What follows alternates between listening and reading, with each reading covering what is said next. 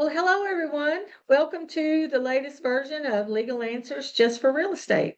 I'm Gayleen Rogers Lonergan, and today I am very happy and excited to welcome Anna Hernandez, who is with Plains Capital Bank, which I used to have a connection with when I was back in Lubbock, Texas. She is a commercial lender there at Plains Capital Bank. We're going to talk about, the qualifications and just commercial lending in general. Thank you for joining us, Anna. Oh, thank you for having me. Absolutely. Absolutely. It's great to see you again. Likewise, I'm glad we connected. Yeah, absolutely. So, like I said, you are, well, you do more than commercial lending, but that's one of your big areas is in commercial lending, correct? That is correct. Right. And so just kind of give us some basic information if a real estate investor, developer, whatever shows up looking to get a loan, what kind of information do you need at least right up front? You know, when we start the conversation, I first ask them if they have found a facility, a location. Once that conversation starts, I move to what type of facility have you found that basically gives me an idea of whether it's going to be tenant based. And if so, my next question is, what is the occupancy of that particular property? Is it 60%, 90%, 100%? And then the conversation will lead as well to, has the seller informed you what the terms of those leases are? Right. Okay. Right. Because our loans are dependent on the terms of that lease. And so, for example, the typical that we see is the 3-year triple net. Right. So in triple net being that the tenant is paying both or 3 items: the maintenance, the taxes, and the insurance. Correct. And so therefore, and the other question would be, are they triple net? Because there's some that they have a mix, some that are not, or they may be. Because all of that impacts the cash flow, all of that impacts the term of the note. Right, exactly. Yeah. For sure, yeah. And so you're talking about in that instance, you're talking about a commercial property that like a CVS is going to be built on, or a big box retailer is going to be built on, Or a shopping center. right? And the tenants are triple net, right? Yes, Yes. that is correct. And even if it's a small shopping center where you have more of that small business type of tenant, that is also part of the formula. Well, absolutely. It's all about revenue, right? Absolutely. I always tell them, we're not in the real estate business, we're in the lending business. Correct. So we want to make sure that the property can support the debt based on the cash flow that it's producing from it. Right. Yeah, it's funny because just an aside, I was watching the recent Ted Lasso Yeah. season 4, and the owner of the club is starting a women's soccer team. That's the premises. And their big backer that they were getting their money from, she started thinking that, this is not a good bet. So the president was in her office, the other lady's office, and the lady said, we are not into there's a chance, give a chance. We are into numbers. We are Right. into what you can produce. Right. Right. So that's Right. whether it's they're not there to get you to give them a chance. They're there to get you to loan on a reasonable real estate basis, Right. income basis. I've had people tell me, whether it's an owner occupied investor type of real estate, they'll say, oh, look, you have this beautiful real estate. Yes. And I go, that doesn't pay the bills, does it? And I go, I can have the real estate, but yeah, exactly. Who's going to pay that note? Well, we are in the lending. Well, yeah, we both remember when banks had way too much real estate. Yes. That they had to foreclose on. Yeah.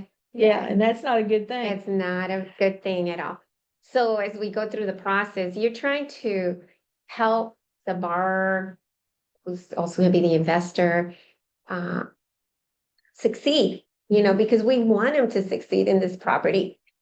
We don't want to do a loan that's gonna set them to fail. Right, exactly, yeah, exactly.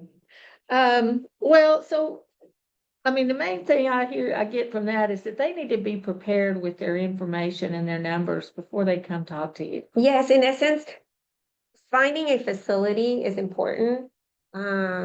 Unlike the single family home, buying a house, and you going and getting a loan, it's apple and oranges when Mhm. you're comparing it to a commercial piece of real estate. Right, There's a lot more due diligence that is done when you are evaluating for a loan.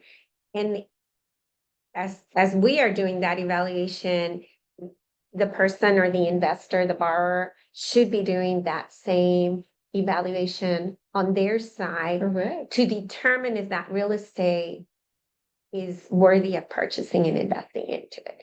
right, Because, it is so important, because the other question I ask is, okay, so we've established the real estate, whether you have tenants or not, where that cash flow is going to come from to repay the debt, is then where's your liquidity? How's your liquidity? Where's the money going to come from? Because we're going to require you to be a guarantor on the note. of course, yes, yes. Well, what do you think, how much equity should a borrower come, when they come to you, how much should they expect to need? Well, when it's an investor type of real estate, the minimum is 25%. Okay, The bank will lend on 75% if, big if, the properties can support it. The Correct. rental income can support it. So what we look for, and we look at ratios. I love ratios. My daughter used to laugh at me when she was in that. Like, I love ratios. They tell me such a great story. And so we look what is called a debt service coverage ratio. Mhm. And for investment real estate, depending on the type of class of real estate, it could be anywhere between 1.25 to 1.35 times. So for every dollar of debt, we want them to be 1.25. We want it to be 25 cents above, or 30 cents above, or 35 cents above. So it gives them the ability to pivot if they have vacancies. Right, yeah, that's the horror story, is vacancies Oh, get yeah. too big. I have a client right now that is struggling right now with, he bought a beautiful facility. It's a shopping center, great location. It's 5 spaces. It's not big. So vacancies can hurt him a lot. Yes. Right now he has 2. They have literally, Oh, these were, almost half, yeah, small business owners that could no longer meet we're not getting the cash flow in from their business.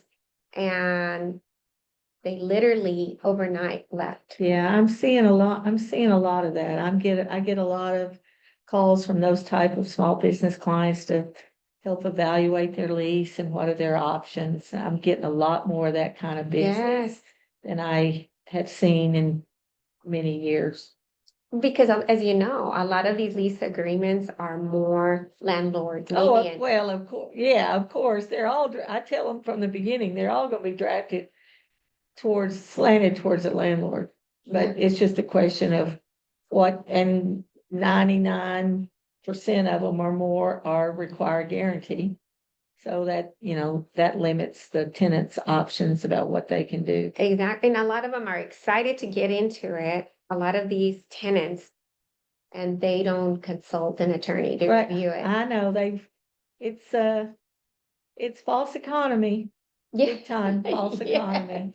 Penny wise, pound foolish. Totally, Yeah, totally, but totally. I don't know how to get that out to them, but yeah. And I can see, like I see with my client, they continually struggling. He'll sign someone up and he feels for them, the Mhm. emotional piece takes over Right. him as a landlord. And now I'm telling him, okay, you are defaulting on Yeah, a now he's covenant. on the hot seat, You're right? defaulting on a covenant. You're not meeting the required debt service coverage ratio. Right. And then they say, oh, now the bank's the bad guy. No, we went in with an agreement. This is what you signed up for, You know? exactly. And we went over it. But when evaluating a loan, especially if they're buying an existing facility, I think it's important to also talk to the seller and ask them to show them the financials of that property. Yes, yes, Yeah. absolutely. Yeah, and unfortunately, I'm dealing with several buyers that the landlords didn't really provide the accurate information when they bought the deal. Yeah, and so they need to also understand what the historical has been. It's great. You have a plan, you're gonna make this property succeed, and the prime, all kinds of projections. Fantastic, but these are projections, right? That's correct. And we are historical lenders. So we basically will look through the rearview mirror, what's happened before. Right, We will look through the windshield as well to see what's ahead. right. What are you projecting for this property? And we know you're wonderful and you're gonna turn it around, right? Right, but But there's a history behind it that will give us an idea of what trend this property, how it has trended. right, And I think a smart investor would behoove them to see that first from the seller absolutely. before jumping into any agreement. Well, okay, well, let me ask you that. So let's say somebody brings you a deal and it's tight. Like it's tight Yeah. about whether it should be approved or not. Any suggestions about how they could restructure that or structure it where it would have more of a chance to succeed? Once you peel the onion behind the financials and really look at everything, I think it's important for them to know that if the property is having to support too much debt, the owner of that property will need to pay down Right, to help to give some breathing room to that property right, to stabilize right. and be cash flowing. Uh-huh. But my answer would be a pay down at that moment. Pay down. Mhm. Okay, well, that makes sense, absolutely. And then what are kind of some red flags that you would just absolutely, it would cause you to decline the loan? Well, the terms of the leases, Yes, one. Uh, I was looking at this big mall in Tarrant County. I won't say exactly where. okay, And they had a lot of tenants. And once you plotted all the leases, it was a lot of leases. The average, if I averaged everything out, it was 2 years. oh, no, Exactly. So that is a red flag for me because, you know, it's a term issue now. right, I don't want you to go through this expense for me to give you a 2-year note, correct, right? And so that's kind of the thing that makes you pause. The other piece that makes you pause, of course, we have to evaluate the real estate. And sometimes the other item that I ask borrowers to always ask, and even if it's an owner occupied piece of real estate, is to ask the seller if there were any environmental issues yes, with this property, yes, yeah. you know? The corner lots are generally, if you dig into it, there may have been a gas station there at some point. Oh my gosh, the historical, at one time I was working on a church up 535. Uh-huh. And everything was rocking and rolling. We were refinancing it. The environmental came back. And they had methane gas leaking. Oh, no. Yes. Oh, no, because that can be thousands and Yeah. thousands of It was dollars. just awful.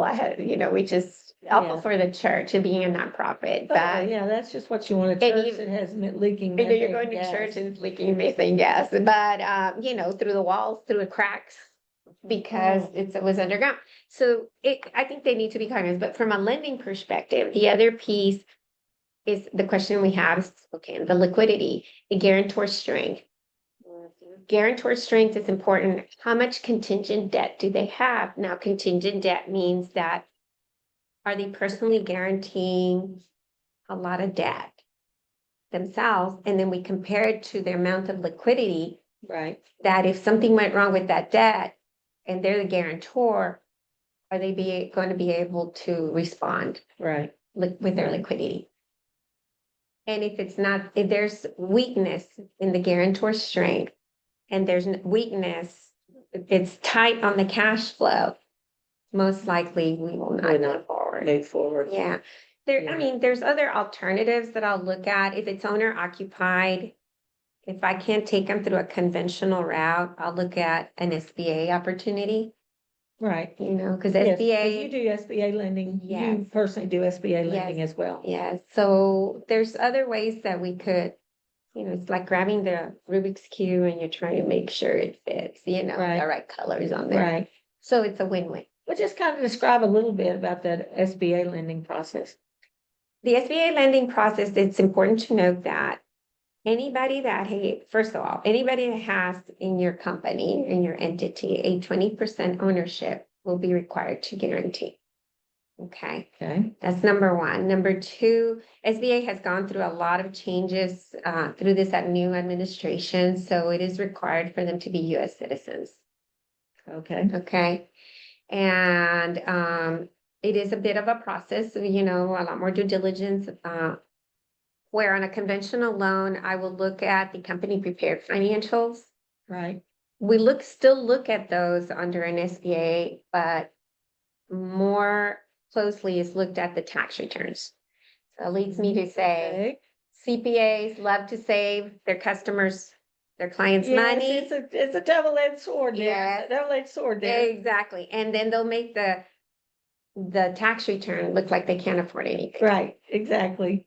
Yeah. You know, there's no income because everything's deducted. Right, So you have to prepare if at a certain point you're an owner, want to own a building and the lender may have to take you through an SBA route. Have a conversation with your CPA. absolutely. Yes, absolutely. Yeah, I know a little bit about that owner, small business tax preparation. Yeah, Yes, you know, they do great. But when it comes to that, I worked with a client for 3 years, and at that point, he wasn't even a client of mine. I just Mhm. said, you know, when we started conversations, I told him, I'm sorry, you can't afford to buy this building. This is the reasons why. And then they go, what? What do you mean? Well, your financials are not completely straight. You really need to straighten all this out. You need to get yourself with your CPA or find a good CPA to advise you.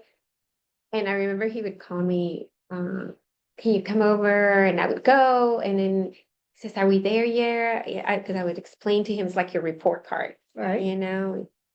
And are we there yet? It took 3 years before I could bank them. Wow.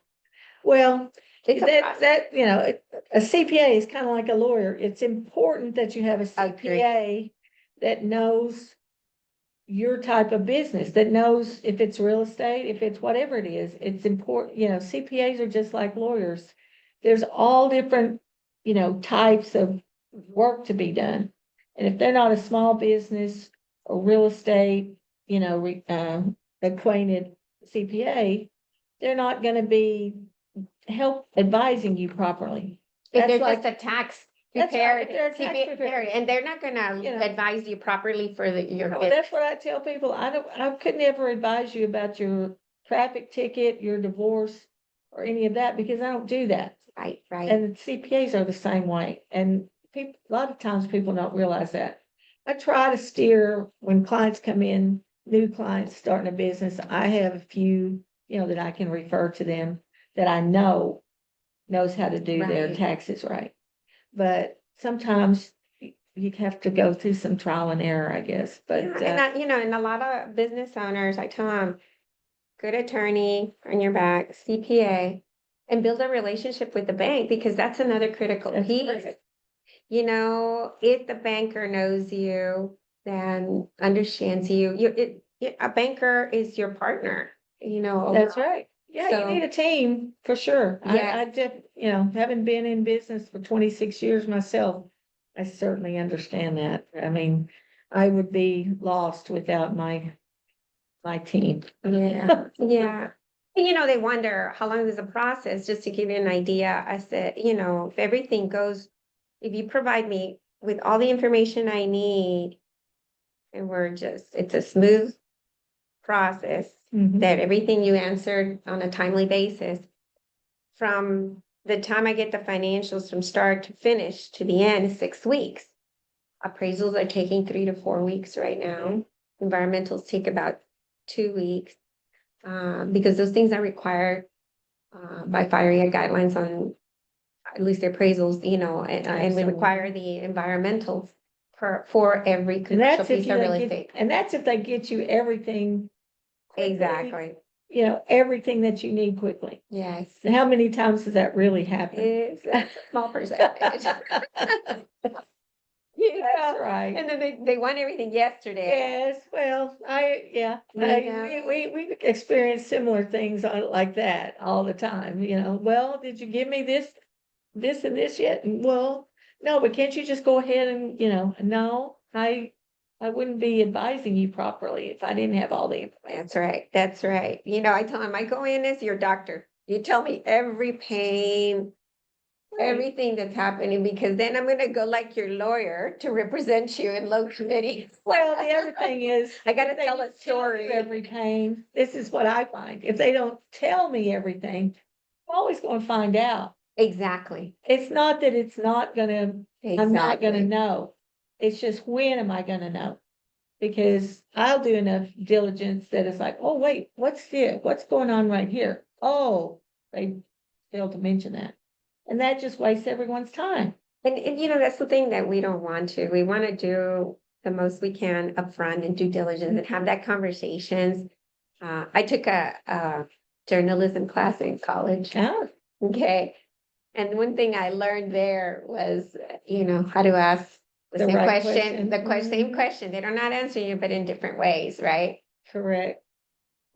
And I do ask a lot of questions. Yeah, yeah. And that's what's necessary. Yeah. Okay, well, I've learned a lot about, I mean, I was strictly a commercial real estate lawyer for the first 15 years of my career. Now I do both. I do both commercial and a lot of residential, but I've learned a lot about commercial lending. Of course, when I started doing commercial lending, it was in the 80s. Now, there were no guidelines in the early 80s. And rates were a Oh, lot right, higher. and there were no guidelines, and then ultimately that resulted in something not so good at the end of the 80s. Yeah. Yes, so, well, if you could give these commercial investors or whatever a piece of advice about financing that would save them time, money, and a lot of heartache, what would it be? I would say do your due diligence very thoroughly. I mean, you're putting your money Right. into a piece of real estate and evaluate the location around it. Uh-huh. Understand that piece, understand the type of real estate or that you want to go into it. Is it a single tenant? Is it a multi-tenant type of piece of real estate? Mhm. And determining, are you doing this, again, everybody goes into it to make money, right? It's either saying, oh, real estate pays better than the market or, the banks on the saving CDs, whatever. So I'm going to put it into that. Yes, but how patient are you before you see that return? Correct. Because at an average, it's about 5 years that you have to sit on a piece of real estate from the time you go in, put your investment money into it. And I always tell people to watch you know, watch when you're signing, when you get a loan, there's banks that will put prepayment penalty language in Mhm. there. So if somebody comes and makes you a ridiculous offer in your property, now you're trying to get out of a loan, but it's gonna have a penalty that Right, you're gonna have to pay off at the end. Our bank doesn't have prepayment penalty language in there. But I do caution them, SBA now, SBA does. yes. SBA in the Small Business Administration puts a guarantee behind it. I closed a loan recently where it was an acquisition of a business and included real estate and equipment. Okay. In it, also they needed working capital. So we Mhm. did what is an SBA 504 that helped us with the real estate where the bank takes 50% of the note and the 40% is with a Community Development Corporation, a CDC.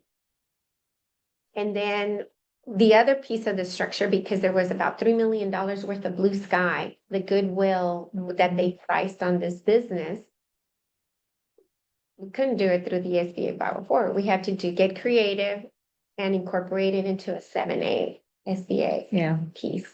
yeah. And then did an SBA revolving express line of credit for them. So it was a lot of moving parts, documents this thick, they had to sign, but because we had a lot of moving parts, but were we able to get where they needed to acquire That's the that? key, right? Yeah, absolutely. Was it a quick process? No, it took about 6 months, Right, right. the Well, that's entire process. patience. It sounds to me like patience is a requirement for a borrower Absolutely.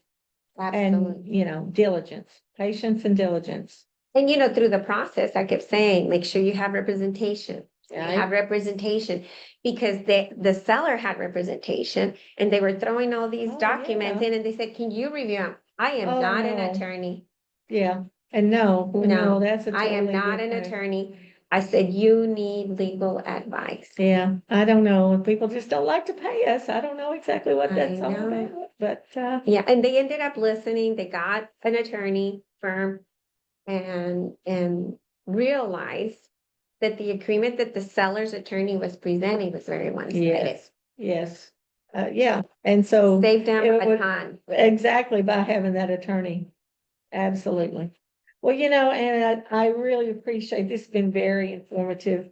And I really appreciate you coming to share your wisdom about lending on that. And Thank you for having me. It is Absolutely. great to see you. Same here, same here.